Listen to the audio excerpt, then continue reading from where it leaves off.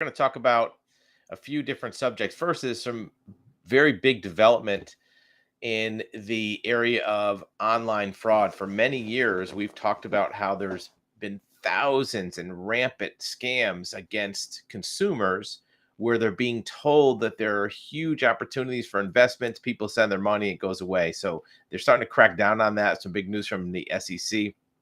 Also, to follow up from yesterday's video, the real estate housing market is on fire, and the direction that it's going is starting to become very, very clear. What direction we can expect for both housing and mortgage rates is starting to really develop a lot clearer. The breadcrumbs are starting to point in the direction of what's happening with housing. And then in the automobile industry, of course, EVs is the hot subject, but there may be an alternative that some of the manufacturers are coming out with that's an option that maybe doesn't require buying an electric vehicle. And last, we'll talk about a huge number coming out in the cyber insurance industry. But first, let's take a look at the um, let's take a look at what's going on with these fraud cases. So this week, a prosecution came out for an online allegedly investment scam. The SEC charges a company for material misrepresentations. This company did what's called a SPAC, which is a special purpose acquisition company. And what that does, it takes an existing, usually smaller company, which, maybe has a less than great financial statement or balance sheet and merges it with a basically a shell company, right? And as part of doing that, they misrepresented their financial condition. What they said was they had a liability ranging from 22 to 25 million, but it turns out that it was really 48 to 53 million. So what happened was people bought this company based on this better financial representation and they lost money. So this is something that happens quite a bit with representations of financial condition, and it can affect investors. So we're going to jump to what everybody wants to talk about all the time, which is real estate. And in real estate, there is a very significant push for construction. And you'll see here that the construction labor market is sizzling. Building is booming, and the construction sector added 97,000 jobs just in June. Biggest month over month increase in a decade. This is a big deal. Now, what does this mean for the housing market? Well, there's two things. Obviously, it means that new home construction is desirable and that there's still a market for people wanting to buy houses. The construction industry wouldn't be building all these houses if people didn't want to buy them. So that tells you right there, there's still a demand and there's not enough supply on the resale market, used home market. But there's another hidden indicator within this. It means that the Fed will still need to keep lifting interest rates that will reduce consumption. The fact that new homes are so in demand that they have to hire 97,000 employees means that inflation is not over and the economy is catching fire more. What the government does to try to keep inflation from running out of control is raising interest rates. That's their tool. It's like a gas pedal. When things are slow, they lower interest rates to speed things up. When things get a little bit too overheated, they raise rates to kind of slow the economy down. Well, building is still booming, and this means that the Federal Reserve, will have to increase interest rates to reduce consumption. They want to reduce consumption. Whether that's good or bad remains to be seen, but that's what they're doing. So what is that resulting in? Well, just from that one thing alone, mortgage rates soars to 7.2% after strong economic data. What is this going to do for the housing market? Well, let's take a look at our old friend, the mortgage calculator, right? So let's say if you could go back in time to,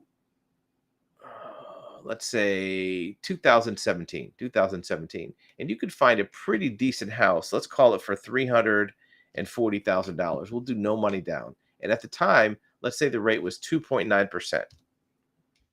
2.9%.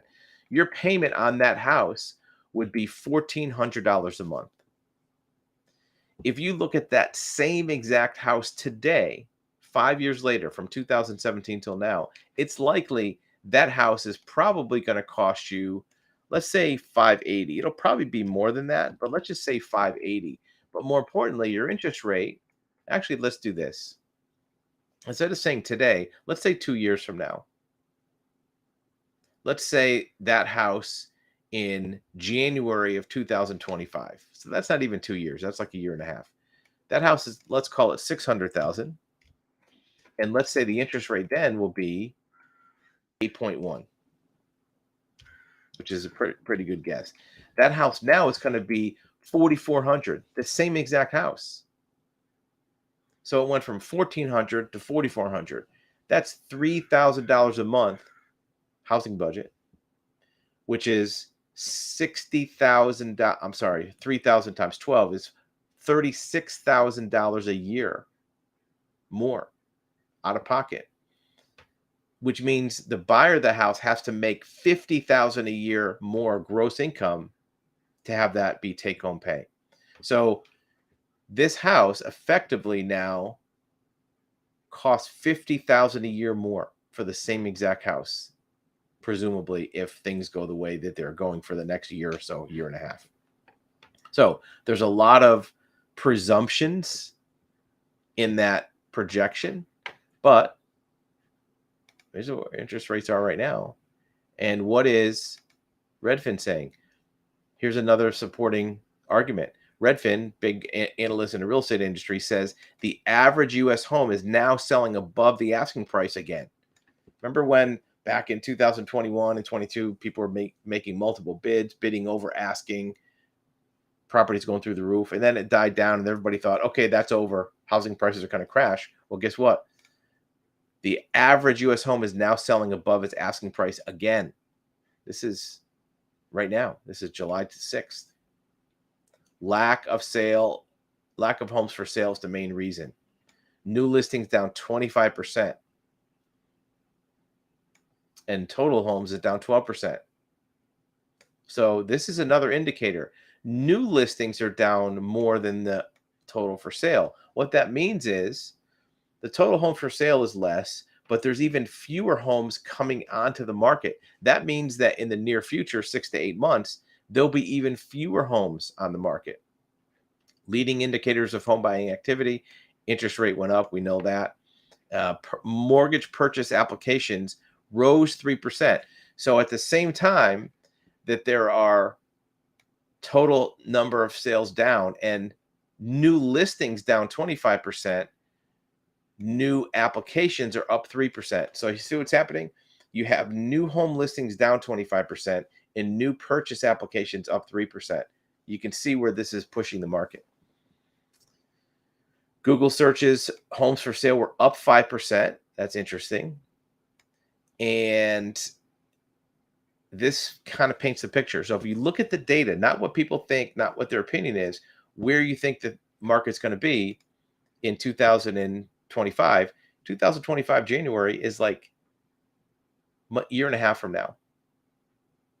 Sounds like a long ways away, but a year and a half from now. If rates just bump up a little bit, less than 1 percentage point, and the price goes up another 5%, you're looking at a $4,400 payment for a house that in 2017, a mere 5 years ago, was right here. Boom, 1,400. Now, we can all wish that it was different, and maybe it'll turn out to be different, but that's what the trends show. That's what the numbers show. So we're going to take a quick break, and when we come back, we're going to talk about the automotive industry. There's a big change in the automotive industry where manufacturers have come out with something that is a different option from buying an EV that may be extending the life of combustion engines.